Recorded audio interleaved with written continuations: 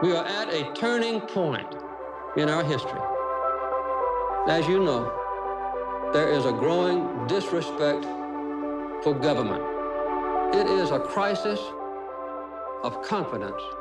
I mentioned Beginners, which you had done with Christopher Plummer, which was sort of a tribute to your father. It was more about your father, and Christopher Plummer won the Academy Award. Nice. And now you've done this movie, which is more about your mother.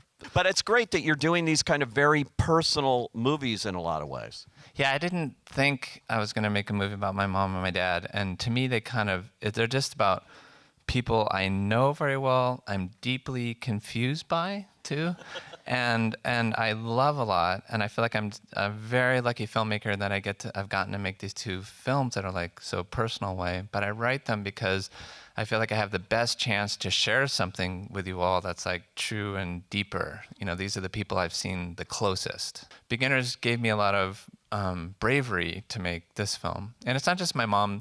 The Greta Gerwig character is based a lot on my sister, who she has cervical cancer in the movie, and she's fine. Everything works out. And then the Elle character is based on all these younger women that I was in love with who weren't quite in love with me. Sadly. But good for filmmaking. Stop. What? Thinking that you know everything that's going on. No, I don't. I just think that, having your heart broken is a tremendous way to learn about the world. So you're right there in your hometown shooting again. What's that like? It's weird. A lot of those streets that you just saw, I walked on those streets when I was like a 6-year-old, and so it's a trip. I do feel like films are long magic tricks, right? And if you're involved in a magic trick, you might as well use all the magic you have, and that includes places you know and love. And like Annette's wearing my mom's jewelry in the film. She's laying on my mom's bedspread.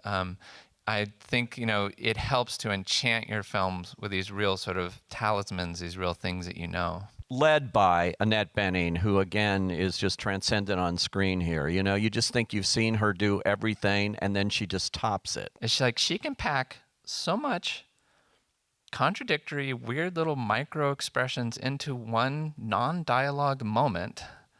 It's just off the chain, like how much she can stick into something that feels like just effortless, not a performance, but it's very something she deeply worked on. And then when she gets in front of the camera, she just knows the magic trick of like, this isn't going to look like I worked on this.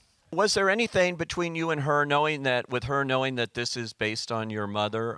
Was that what kind of dynamic was that on the set? Well, for me, it's always really important to make the actor feel like this is yours now. That even if it's my mom or even if it's very personal material, it has to be yours. You have to know more about Dorothea than I do for you to take off and take flight. She's always like, this is Mike's version of his mom. And me as a mom, Annette, I know other parts of this woman that he doesn't know. And I always really invited that. And that was really important for her to be Dorothea more than I could write Dorothea.